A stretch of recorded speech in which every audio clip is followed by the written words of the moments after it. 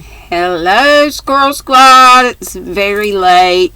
I was at Billy's partying. Boy, did she have a fun Christmas in July party.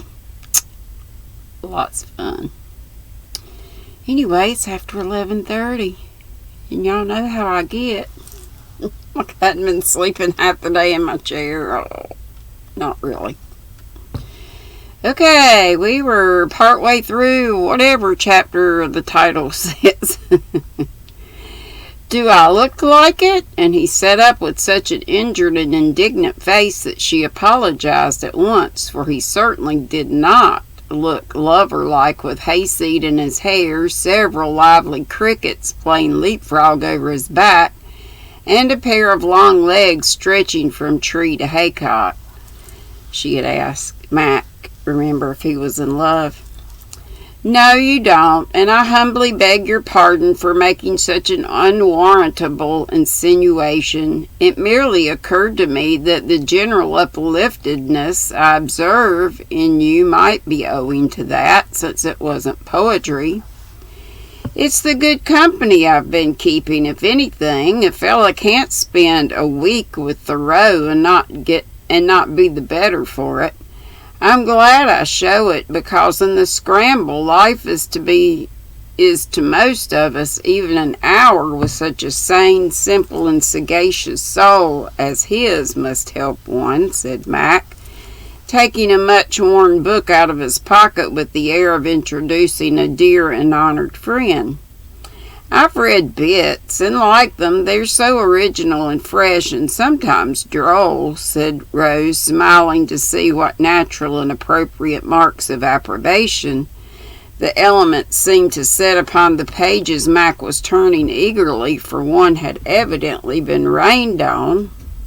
A crushed berry stained another. Some appreciative field mouse or squirrel had nibbled one corner, and the cover was faded with the sunshine, which seemed to have filtered through to the thoughts within.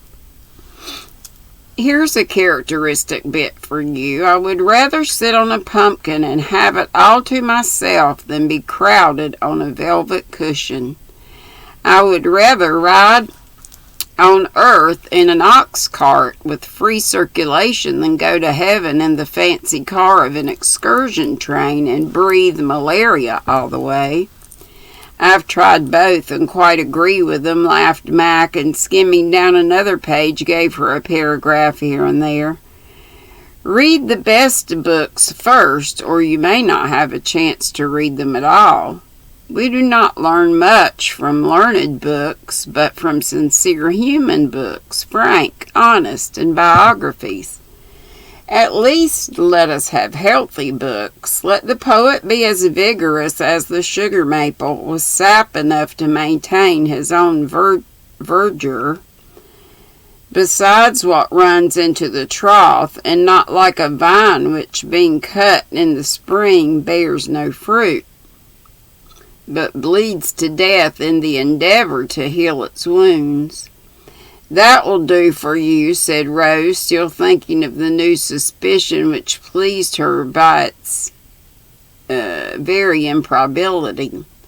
Mac flashed a quick look at her and shut the book, saying quietly, although his eyes shone and a conscious smile lurked about his mouth, we shall see, and no one need meddle, for as my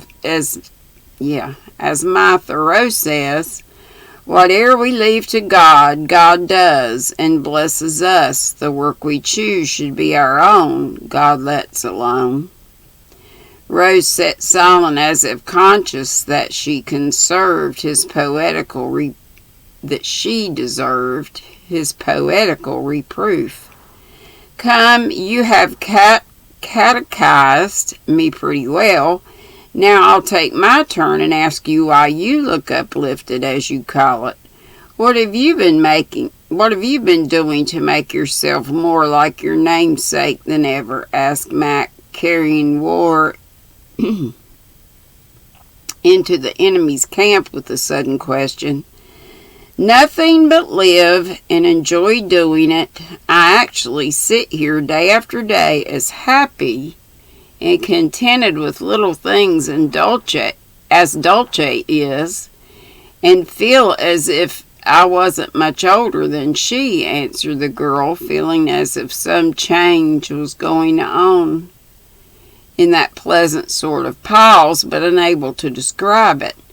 "As if a rose should shut and be a bud again," murmured Mac, borrowing from his beloved Keats.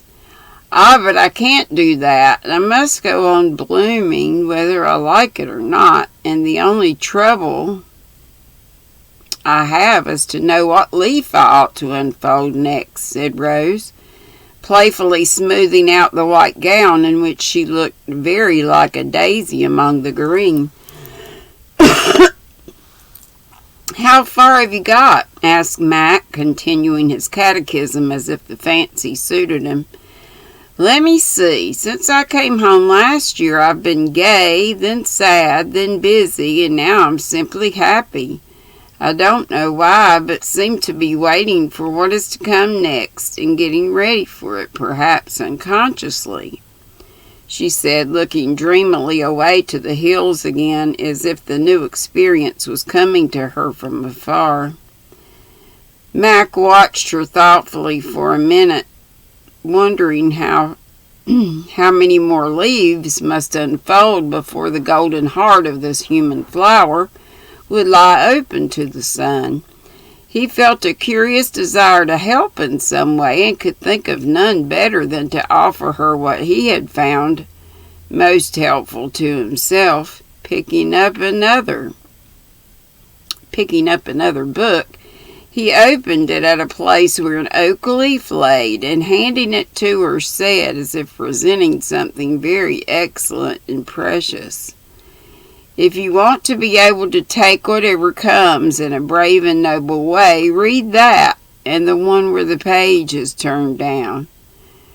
Rose took it, saw the words self-reliance, and turning the leaves, read here and there a passage which was marked, "My life is for itself and not for a spectacle. Insist on yourself, never imitate. That which can do best, none but his Maker can teach him. Do that which is assigned to you, and you cannot hope or dare too much." Then, coming to the folded page whose title was Heroism, she read, and brightened as she read, "Let the maiden with the wrecked soul walk serenely on her way, accept the hint of each new experience, search in turn all the objects that solicit her eye, then she may learn the power and charm of her newborn being. The fair girl who repels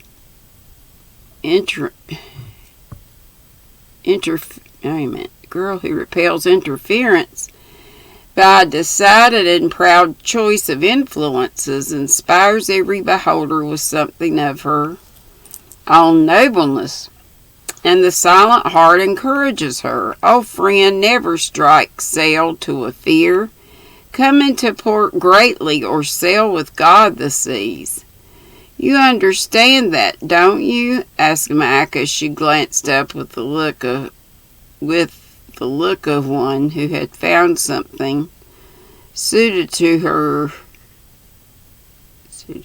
taste and need. "Yes, but I never dared to read these essays because I thought they were too wise for me. The wisest things are sometimes the simplest, I think. Everyone welcomes light and air and cannot do without them, yet very few could explain them truly. I don't ask you to read or understand all that I don't myself, but I do recommend the 2 essays I have marked, as well as Love and Friendship. Try them and let me know how they suit." Oh, shoot.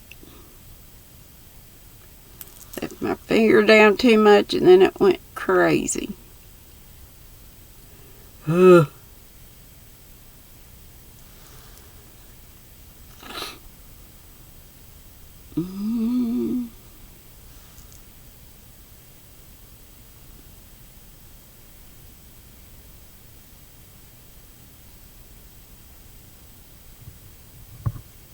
Oh man, that was way far back.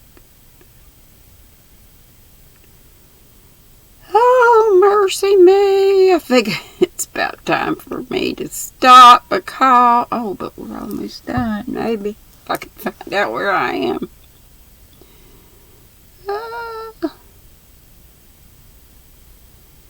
No.